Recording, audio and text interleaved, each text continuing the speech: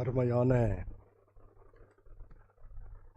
பாடலை பாடிய பிள்ளைகளை ஆண்டவர் அதிகமாக ஆசீர்வதிப்பாராக. என் அன்பு போதகருக்கு என்னுடைய நன்றியை தெரிவித்துக் கொள்கிறேன். 10 ஆண்டுகளாக பெங்களூர் பட்டணத்திலே வாசம் செய்து அநேக பாடுகள், வேதனைகள், வருத்தங்கள், சஞ்சலங்கள், மரணங்களுக்கு மத்தியில்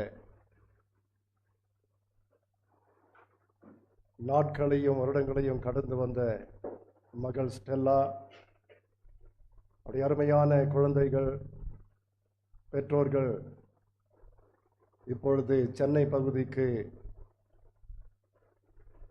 போகத்தக்கதாக ஆண்டவருடைய ஒரு அழைப்பு, ஒரு தீர்மானம்.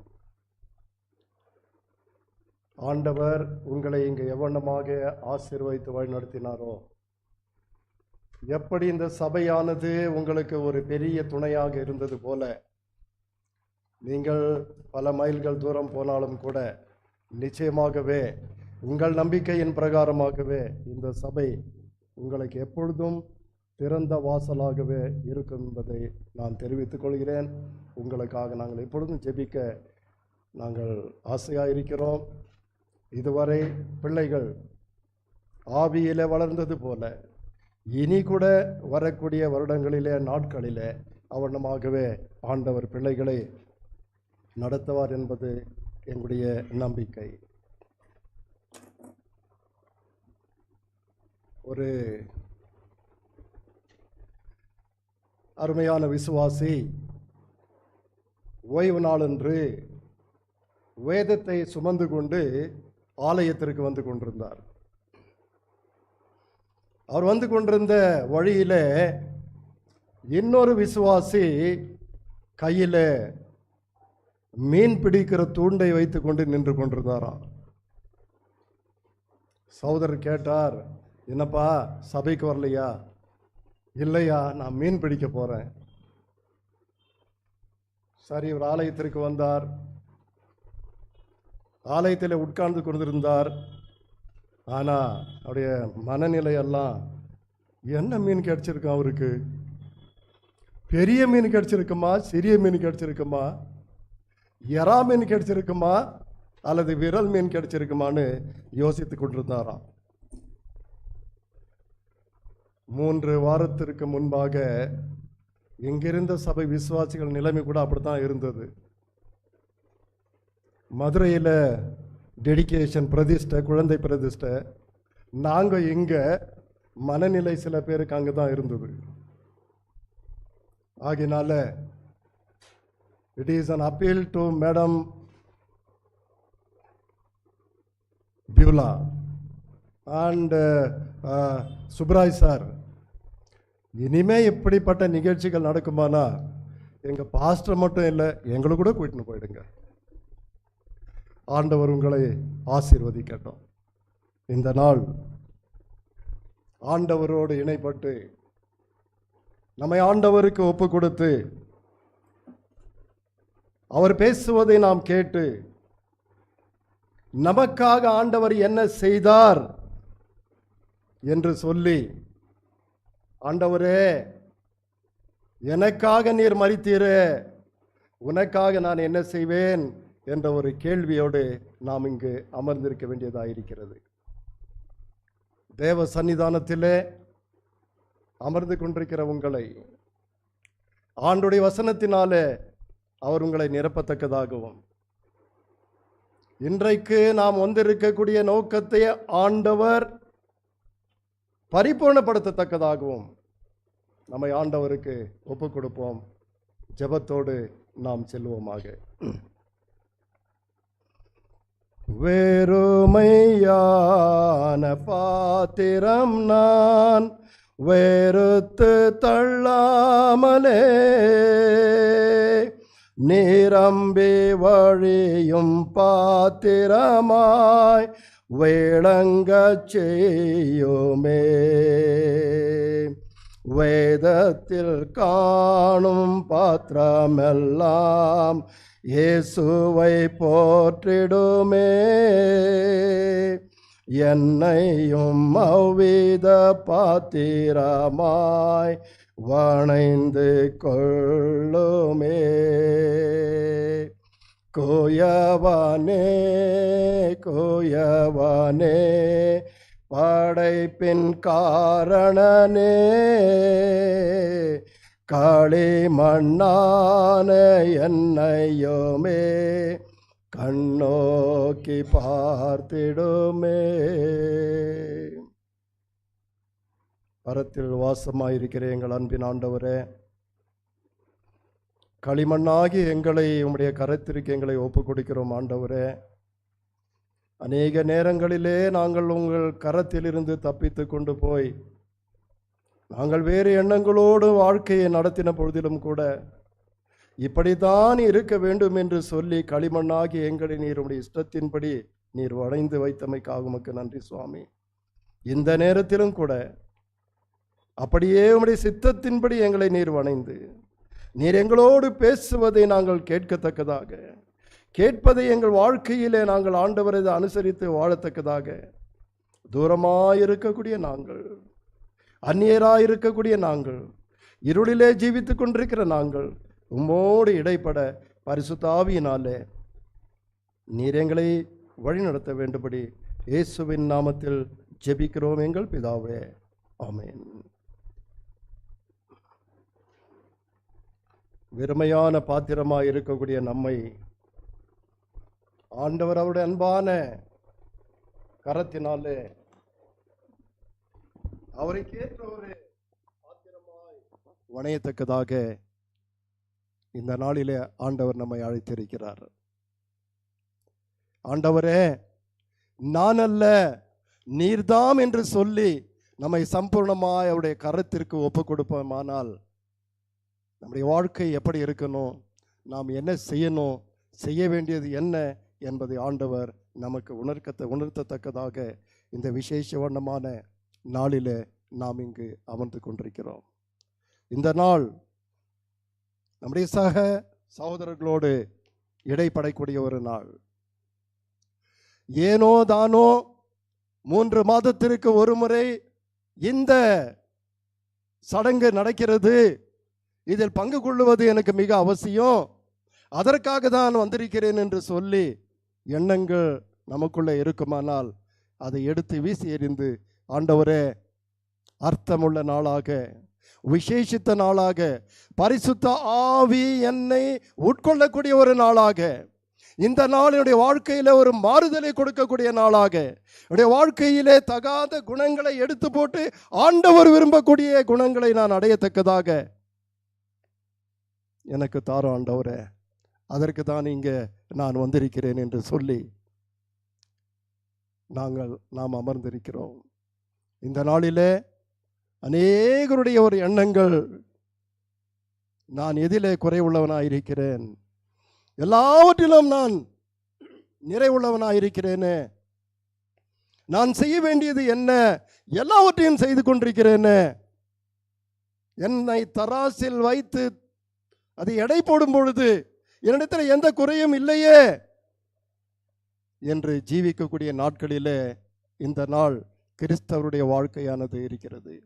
ஆனால் எனக்கு அன்பான தேவ பிள்ளையே, இந்த நாளிலே நாம் இங்கு அமர்ந்து ஆண்டவரே நான் அல்ல சுவாமி, உடைய வாழ்க்கையே நீர்தான், என்னை மாற்றக்கூடிய தேவன் நீர்தான், உம்முடைய வசனம் என்னை மாற்றும், உடைய மெல்லிய சத்தத்தை கேட்க நான் ஆயத்தமாக இருக்கிறேன், நீர் என்ன சொன்னீரோ அதை கேட்பதற்கு நான் ஆயத்தமாக இருக்கிறேன், என்னை ஒப்புக் கொடுக்கிறேன் ஆண்டவரே என்ற ஒரு நல்ல மனதோடு நம்மை ஒப்புக் கொடுத்து தியானிப்போமாக. யோபு பக்தன் இவ்வண்ணமாக சொல்லுகிறார். யோபு 4:17 நாம் எடுத்து வாசிப்போமாக. The book of Job 4:17. The people have had their own determination. I am lacking nothing in this world. I am a perfect man. I do nothing. I have done everything. There is nothing to be done. Because I have done everything, I am a perfect man. தயவு செய்து வாசிங்க. யோபு 4:17.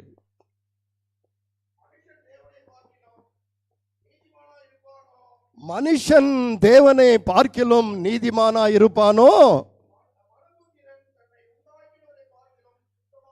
மனுபுத்திரன் தன்னை உண்டாக்கினவரை பார்க்கிலும் சுத்தமாயிருப்பானோ? வாழ்க்கையிலே வேதனைகளை அனுபவித்து சோதனைக்குள்ளாகி எல்லாவற்றையும் இழந்து, ஆண்டவரே எனக்கு ஏன் இந்த நாள், யான் பிறந்ததை விட பிறக்காமல் இருந்திருப்பினே நான் நன்றாக இருந்திருக்கேன் என்று சொல்லி அநேக கேள்விகளை ஆண்டவரிடத்திலே கேட்ட பக்தன் யோபு இவ்வண்ணமாக சொல்லுகிறான், மனுஷன் தேவனை பார்க்கிலும் நீதிமானா இருப்பானோ? இந்த இடத்தில் அமர்ந்து கொண்டிருக்கிற நீங்கள் என்ன நினைக்கிறீர்கள்? ஏனென்று வேதத்திலே அடிக்கடி நாம் வாசிப்பது உண்டு, குறையில்லாத மனிதர்களாக அநேகர் தேவனிடத்தில் வந்தார்கள். கடைசியில் தாம் யார் என்பதை உணர்ந்து நான் ஒன்றுமில்லை என்று போனார்கள். யோபு தனக்குள்ளே கேட்கிறான், மனுஷன் தேவனை பார்க்கிலும் நீதிமானா இருப்பானோ? மனுபுத்திரன் தன்னை உண்டாக்கினவரை பார்க்கிலும் சுத்தமா இருப்பானோ? இந்த கேள்வி நமக்குள்ளே இப்போது எழும்புமானால், எனக்கு அன்பான தேவ பிள்ளையே, நாம் என்ன ஒரு பதிலை கொடுக்க இருக்கிறோம்? ஆண்டவர் பேசக்கூடிய சத்தத்தை கேட்பதற்காக வந்திருக்கிற நாம் இந்த கேள்வியோடு நாம் இங்கு அமர்ந்து அந்த கேள்விக்கு நாம் என்ன பதிலை கொடுக்க இருக்கிறோம்? ஆண்டவர் காத்து கொண்டிருக்கிறார். ஏசாயா 59வது அதிகாரம் 2வது வசனம் இவ்வண்ணமாக சொல்லுகிறது, ஒருவேளை நீதிமானா இல்லாதது போல நாம் நல்லவர்களாய் இல்லாமல் போவதற்கும், ஆண்டவருடைய பார்வைக்கு அவருடைய பிள்ளைகளாய் இல்லாமல் போவதற்கும் இந்த தினத்தில் என்ன குறைகள் உண்டு? வாசிப்போமா? 59:2, ஏசாயா 59:2. உங்கள் அக்கிரமங்கள்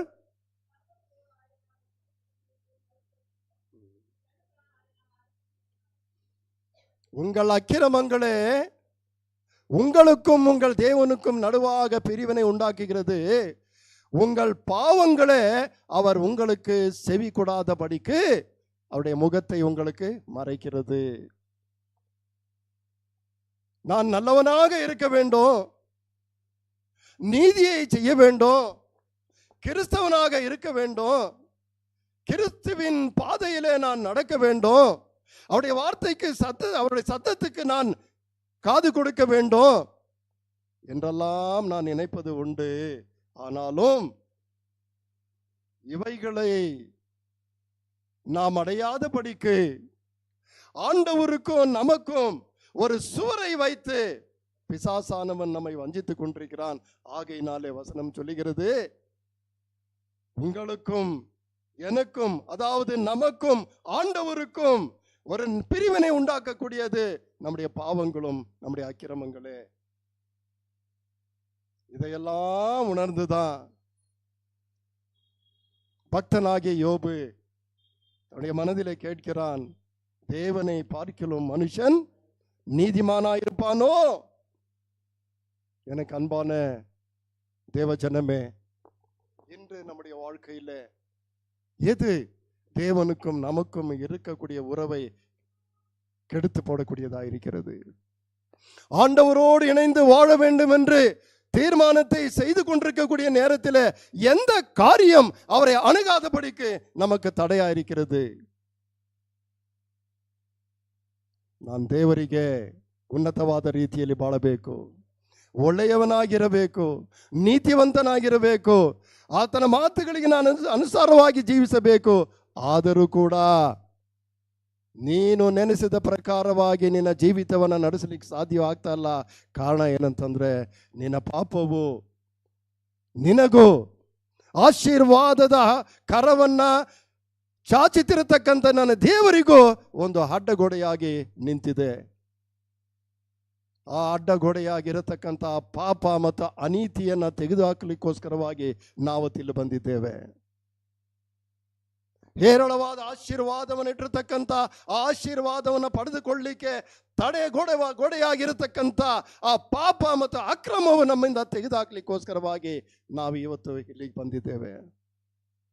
ஆண்டவரே, என்னை ஒப்பு கொடுக்கிறேன் சுவாமி, நானல்ல நீர் என்ற எண்ணங்களோடு நாம் அமர்ந்திருக்க இங்கு வந்திருக்கிறோம். தேவனை பார்க்கலாம் மனுஷன் தேவனை பார்க்கலாம் நீதிமானா இருப்பானோ, இந்த சத்தம் நம்முடைய உள்ளத்தில் எப்பொழுதும் தொனித்துக் கொண்டே இருக்க வேண்டும்.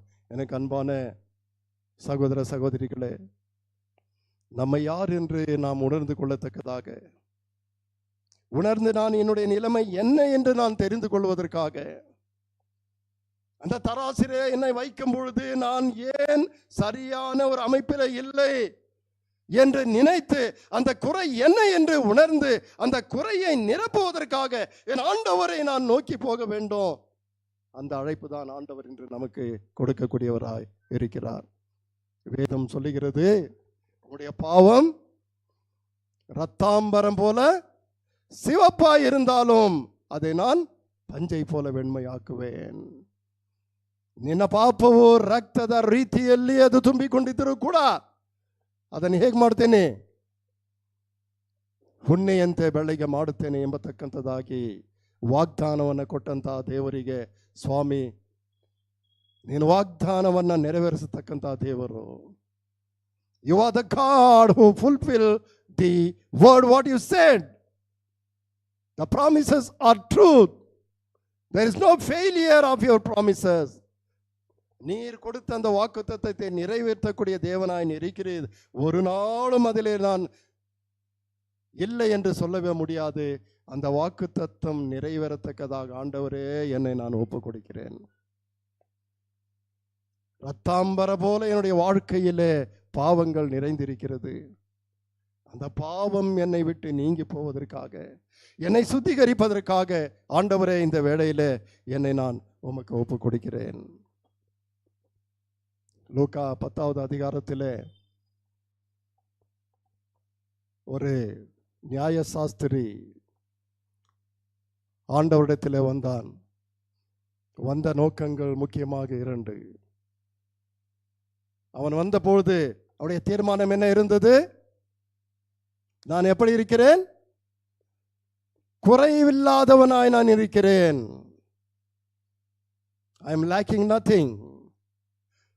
Everything is there in my life. என்னிடத்தில் எந்த விதமான குறையும் இல்லை, எல்லாவற்றிலும் நான் நேர்மையாக இருக்கிறேன். He came with a question that what shall I do in order to inherit the kingdom of heaven. ಬೋಧಕರೇ, ನಾನು ರಕ್ಷಣೆ ಹೊಂದಲಿಕ್ಕೆ ಏನು ಮಾಡಬೇಕು? ஆண்டவரே, பரலோகத்திற்கு நான் போவதற்காக, ரட்சிப்பை அடைவதற்காக, நீதிமான் என்று சொல்லிக் கொள்வதற்காக நான் என்ன செய்ய வேண்டும் என்ற கேள்வியோடு வந்தான். ஆனால் அதற்கு அவருடைய எண்ணங்கள் எப்படி இருந்தது தெரியுமா? தயவு செய்து எடுத்தவங்க வாசிங்க. 25வது வசனம்.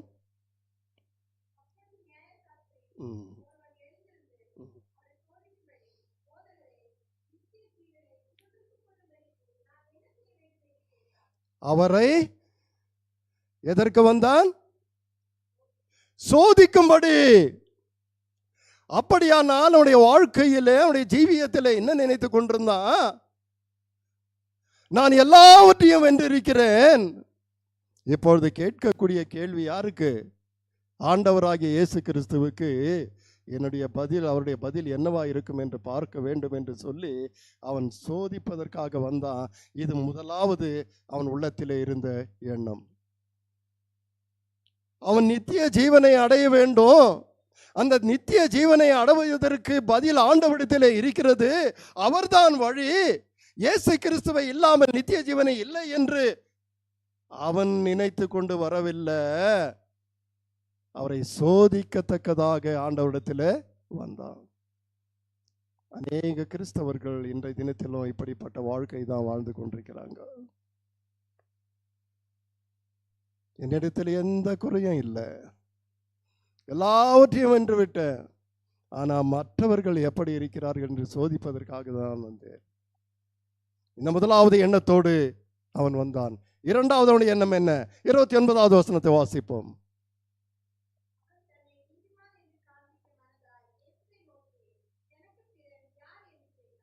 முதலாவது அவன் ஆண்டவரை சோதிக்க வந்தா. இரண்டாவது அவனுடைய உள்ளத்தின் தீர்மானம் என்ன? வாசிங்க 29 இன்னொரு முறை. அவன் தன்னை நீதிமான் என்று காண்பிக்க. நாம் இன்று எதற்காக வந்திருக்கிறோம்? மற்றவர்கள் எப்படி இருக்கிறார்கள் என்று சோதனைப்படுத்துவதற்காக, சோதிக்கத்தக்கதாக வந்திருக்கிறோமா? நான் நீதிமானாய் இருக்கிறேன், ஆகையினாலே நான் சபைக்கு போகிறேன். இந்த நாளிலே நடக்க இருக்கக்கூடிய அந்த திருவிருந்து ஆராதனையில, பரிசுத்தமான இந்த சடங்கில நான் நீதிமானாய் இருப்பதினாலே நான் கலந்து கொள்வேன் என்ற எண்ணத்தோடு வந்திருக்கிறோமா? எனக்கு அன்பான தேவ பிள்ளைகளே, நம்மை ஆண்டவருக்கு ஒப்பு கொடுக்க வேண்டும். சுவாமி, நான் அல்ல, எல்லாமே நீர்தான். மார்க்கு 10வது அதிகாரம் 22வது வசனம். இப்படிப்பட்ட எண்ணங்களை கொண்டு வந்த இந்த மனுஷன்,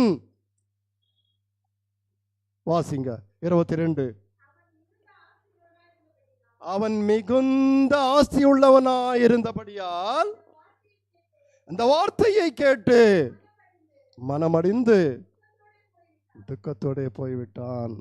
தேவ பிள்ளையே, இந்த நாளிலே மனமுடைந்து, ஆண்டவரே நான் ஒன்றுமில்லை, நீர்தாம் என்று சொல்லி அவருடைய பாதத்திற்கு ஒப்பு கொடுத்து விட்டு, நீர் என்ன சொல்ல இருக்கிறீரோ அதை நான் செய்கிறேன் ஆண்டவரே என்று சொல்வதற்காக நாம் வந்திருக்கிறோம். துக்கம் நிறைந்தவனாய் அவன் திரும்பி போனான். பிறகு அவனுடைய நிலைமை என்ன ஆனது என்று நமக்கு தெரியாது, வேதம் சொல்லவில்லை. ஒருவேளை நான் நீதி உள்ளவன், நான் முழுமையானவன், நான் சம்பிரதி உள்ளவன், குறை இல்லாதவன் என்றெல்லாம் சொல்லிக் கொண்டு நம்முடைய வாழ்க்கையில இந்த இடத்துல வந்திருப்போமானால், இந்த வேளையிலே மனதுருகி கசந்து துக்கத்தை ஆண்டோடைய பார்வையிலே நாம் அவருடைய கரத்திற்கு, அவருடைய பாதத்திற்கு ஒப்பு கொடுக்கும் பொழுது, அவர் நம்மை தொட்டு, மகனே நான் உன்னோடு கூட இருக்கிறேன் என்று சொல்லக்கூடிய மெல்லிய சத்தத்தை கேட்க இந்த இடத்துல நாம் வந்திருக்கிறோம். அப்படிப்பட்ட ஒரு வாய்ப்பை ஆண்டவர் நமக்கு கொடுப்பதற்காக நாம் காத்து கொண்டிருக்க வேண்டும். சகேயு அவருடைய வாழ்க்கையை நாம் சிந்தித்து பார்க்கும் பொழுது, அவனும் கூட தன்னுடைய வாழ்க்கையில் அப்படி கொண்டு தான் நினைத்துக் கொண்டிருந்தான். என்ன அவனுடைய வேலை? சகேயுடைய வேலை. அவன் யாராயிருந்தான்? வரி வசூலிக்க கூடியவர்களுக்கு தலைவனாயிருந்தான். He was the chief tax collector. அவன் வரி வசூலித்துக் கொண்டிருந்த நாட்களிலே ஜனங்களால் வெறுக்கப்பட்டவனோ, தூஷிக்கப்பட்டவனோ, ஜனங்கள் பாடுகளை அனுபவித்தவர்களோ, வேண்டாதவனாய் நினைத்தவர்களாய் இருந்த அந்த மனுஷன் சட்டத்துக்கு விரோதமாக வாங்க வேண்டிய பணத்தை விட அதிகமாய் வாங்கிய காரணத்தினால ஜனங்களால் அவன் தூஷிக்கப்பட்டான். யாரும் அவனை விரும்பவில்லை. அசட்டை பண்ணப்பட்டான். இவன் ஒரு மோசக்காரன், இவன் திருடன், இவன் வஞ்சிக்கிறவன் என்றெல்லாம் ஜனங்களாலே பேசப்பட்ட ஒரு மனுஷன், அவனிடத்தில் ஒரு எண்ணம் இருந்தது. என்ன எண்ணம்? நான் இயேசுவை பார்க்க வேண்டும். I want to see Jesus. That's what he need. ಇದೇ ಬಿಡ ಬೇರೆ ಎದುಮೆ ಅವನಿಗೆ தேவையில்லை. ಯೇಸುವನ್ನು ನಾನು ನೋಡಬೇಕು. ಆಗ್ತಾನೆ ಹೇಳ್ತಾ ಇದೆ. ನೋಡೋಣ, ತೆಗಿರಿ ನೋಡೋಣ. 19 ಲೂಕನು 19ನೇ ಅಧ್ಯಾಯ 1ನೇ ವಚನ 1ನೇ ವಚನವನ್ನು ಓದಿ. What it says there. ಮೊದಲನೇ ವಚನ, ಮೊದಲಾவது ವಚನ ಲೂಕ 19.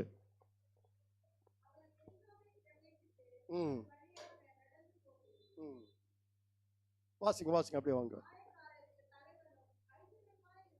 ஆயக்காரனுக்கு தலைவனும் ஐஸ்வர்யவானுமாயிருந்த சகேயு என்னப்பட்ட ஒருவன் என்ன அவனுக்குள்ள இருந்த ஒரு ஆதங்கம், ஒரு வாஞ்சை, இயேசு எப்படிப்பட்டவரோ நான் பார்க்க வேண்டும். இதை விட அவனிடத்தில் வேற எந்த கேள்வியோ அவன் உள்ளத்தில் எழும்பவில்லை. இயேசு எப்படிப்பட்டவர், அவர் எப்படி இருப்பார், அவர் உருவம் எப்படி இருப்போம் என்பதை மாத்திரம் நான் பார்க்க வேண்டும் என்று சொல்லி என்ன செய்தான்? வழியறிக ஓடி போய் ஒரு காட்டத்தி மரத்திலே ஏறிக்கொண்டான். பார்த்து கொண்டிருந்தான். இயேசு வந்தார். என்ன நடந்தது? அவன் நினைத்தது போல நடக்கல. அவனுடைய எண்ணம் என்னவா இருந்தது? இயேசுவை நான் பார்க்க வேண்டும். பார்த்த உடனே என்னுடைய காரியம் முடிந்தது, நான் வீட்டுக்கு போய் விடுவேன். ஆனால் ஆண்டவருடைய நோக்கம் என்னவா இருந்தது? அங்க போய் நின்று, சகேயுவே கீழே இறங்கி வா என்ற சத்தம் தொனிக்க, அவன் காதுகளை கேட்க, காதில் அந்த சத்தம் கேட்க என்ன நடந்தது? ஏதாவது சொன்னானா? ஆண்டவரே கொஞ்ச நேரம் இறங்க சாமி, அத்தி மரத்துல ஏறி இருக்கிறேன், ஒரு 2 பழம் மேல இருக்குது, அதை அறுத்துக்கிட்டு வந்துடுறேன் ஆண்டவரே, ஒரு நிமிஷம் எனக்கு நேரம் கொடுங்க ஆண்டவரே சொன்னானா? என்னம்மா நடந்தது? வாசிங்க. அவன் சீக்கிரமாய் இறங்கி, immediately he climbed down, filled with an happiness. சந்தோஷமாக. உடனே கீழே முள்ளு இருக்குதா, கல் இருக்குதா, நான் இறங்கினா என்ன ஆகும், விழுந்து விடுவேனா, என்ன நடக்கும் என்பதை அவன் யோசிக்காதபடிக்கு உடனே இறங்கினான். ஆனா அவனுடைய எண்ணம் என்னவா இருந்தது? மரத்தில் ஏறணும், இயேசுவை பார்க்கணும், அவர் என்னை விட்டு போயிடுவாரு, நான் வீட்டுக்கு போகணும். நாம் இன்று எந்த நோக்கத்தோடு வந்திருக்கிறோம்? ஆலயத்துக்கு போனோம், 3ஆம் குவார்டர்ல நடக்க இருக்கக்கூடிய திருவிருந்து ஆராதனையில் நான் பங்கு கொள்ளணும், முடிக்கணும், சாப்பிடணும், போகணும். இப்படிப்பட்ட எண்ணங்களோடு நாம் வந்திருப்போமானால் அதை விட்டு நம்மை மாற்றுவதற்காக ஆண்டவர் ஆயத்தமாயிருக்கிறார். சகேயுடைய வாழ்க்கையில் என்ன நடந்தது? அவன் உடனே இறங்கி சந்தோஷத்தோடு இறங்கி வந்ததினால ஆண்டவர் சொல்லுகிறார், நான் இன்று உன் வீட்டுக்கு, I want to enter into your home today. வீட்டுக்கு போனார். அந்த வீட்டுக்கு என்ன வந்தது? ரட்சிப்பு வந்தது. எனக்கு அன்பான சகோதர சகோதரிகளே, உண்மையான தேவனை விசுவாசித்து உண்மையான தேவனை வணங்கி கொண்டிருக்கக்கூடிய பிள்ளைகளாகிய நாம் உடனே நாம் இறங்குவதையும், நம்மை சம்பூர்ணமாய் விட்டு நம்முடைய அக்கிரமங்களையும் பாவங்களையும் விட்டு ஆண்டவருடைய பாதத்திற்கு ஒப்பு கொடுத்து, ஆண்டவரே இதோ நான் இருக்கிறேன் என்று சொல்லி ஆண்டவருக்கு நம்மை ஒப்பு கொடுப்பது ஆண்டவர் எதிர்நோக்கி கொண்டிருக்கிறார். அவரோடு போக நாம் ஆயத்தமாயிருக்கிறோமா? ஒரு a little girl studying in the school, ஒரு சிறுமி பள்ளியில படித்துக் கொண்டிருந்தாள். அவள் படித்துக் கொண்டிருந்த பள்ளியில ஒவ்வொரு நாளும் பார்க்கிறாள், அந்த சிறு குழந்தைக்கு அம்மாமார்கள் ஒவ்வொரு நாளும் ஆகாரத்தை கொண்டு வந்து அந்த பிள்ளைக்கு ஊட்டி, அந்த பிள்ளையுடைய வாயை துடைத்து கட்டி அணைத்து முத்தங்கள் கொடுத்து, பிள்ளை சாப்பிட்ட உடனே டாடா பாய் பாய் சொல்லிட்டு முத்தத்தை கொடுத்து அந்த பெற்றோர் தாய்மார்கள் போகிறார்கள். இதை ஒரு சிறுமி பார்த்து கொண்டே இருக்கிறாள். ஒவ்வொரு நாளும் தாய்மார்கள் தங்களுடைய பிள்ளையை அணைத்து முத்தம் கொடுத்து அவைகளுக்கு ஊட்டி கரம் அசைத்து செல்வதை ஒரு சிறுமி பார்த்து கொண்டே இருந்தாள். ஒரு நாள் வீட்டுக்கு போகிறாள்.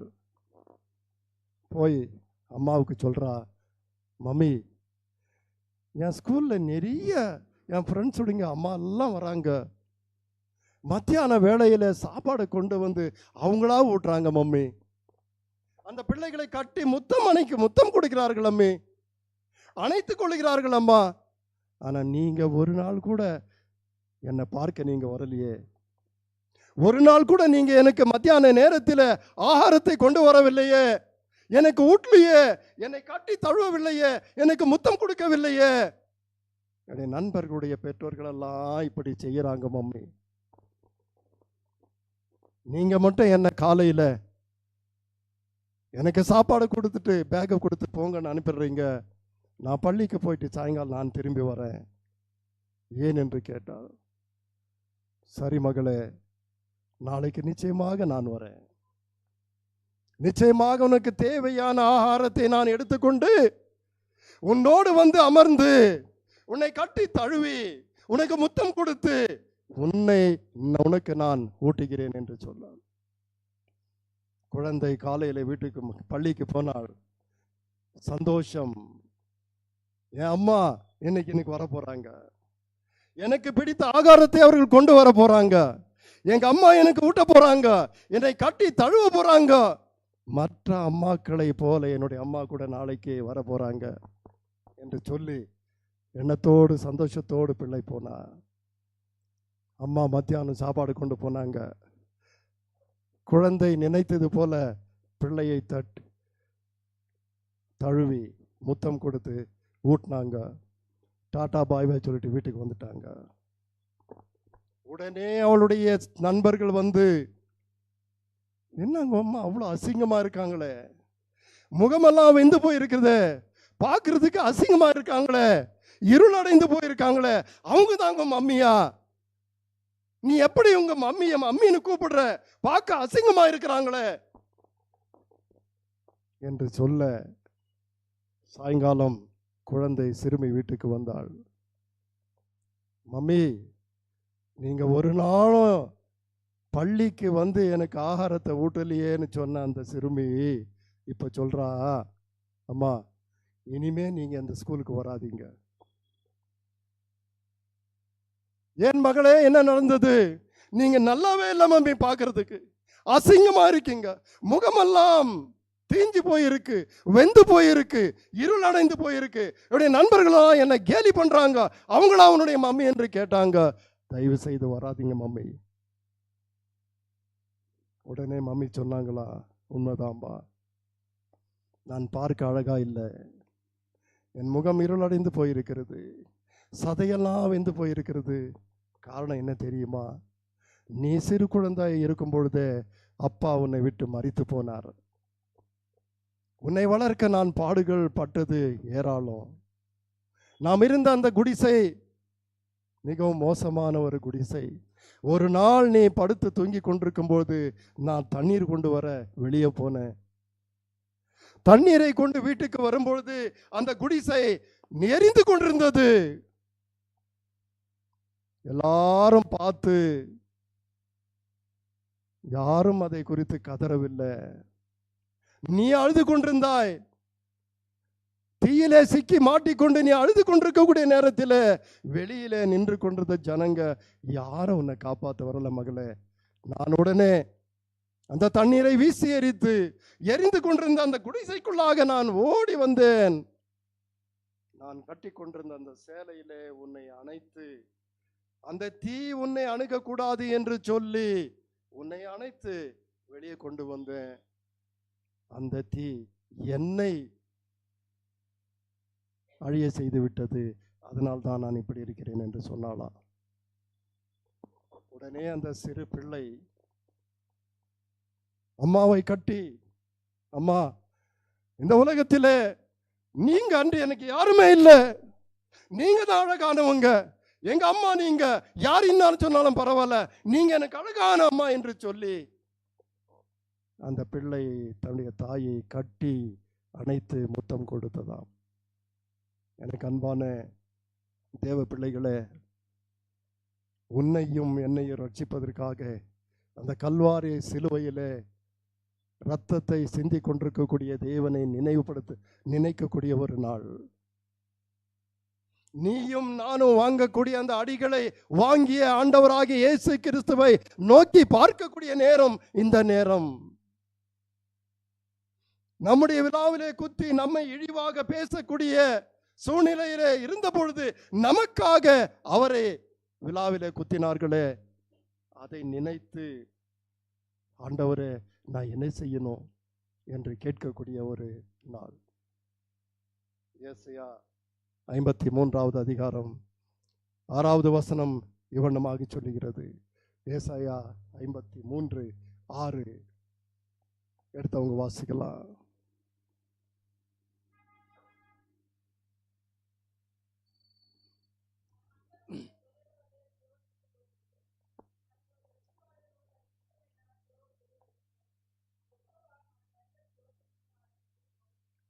அவன் தன் தன் வழியில போனோம், கர்த்தரோ நம் எல்லாருடைய அக்கிரமத்தையும் அவர் மேல் விழப்பண்ணினார். அந்த தாயானவள் அந்த சிறு குழந்தையை தப்புவிப்பதற்காக அந்த அணைந்து செத்து போகக்கூடிய அந்த தீயிலே சிக்கிக்கொண்டு அந்த குழந்தை சாகக்கூடாது என்று சொல்லி தான் கட்டியிருந்த சேலையை அந்த பிள்ளையின் மேல் போற்றி அந்த தீயானது அந்த